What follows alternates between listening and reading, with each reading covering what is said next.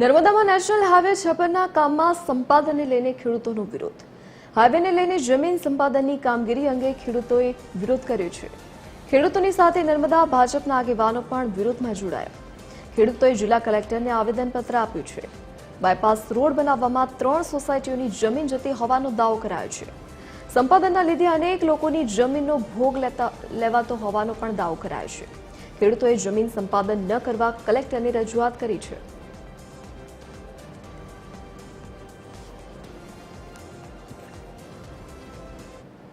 અમને એવું જાણવા મળેલ છે કે વ્યારાથી વાપી 170 કિલોમીટરનો રસ્તો પેપરમાં 2-3 દિવસ પર જાહેરાત આવી હતી કે ભાઈ રસ્તો કેન્સલ કરવામાં આવ્યો છે. તો અમારી માંગણી એવી છે કે જો ત્યાંનો રસ્તો કેન્સલ થતો હોય તો નર્મદા જિલ્લામાંથી પસાર થતો આ રસ્તો બી કેન્સલ થાય. કેમ કે અહીંયા 90% ટ્રાઇબલ લોકો છે, જે લોકો જમીન ધરાવે છે. અહીંયા કોઈ ઇન્ડસ્ટ્રી જ નથી.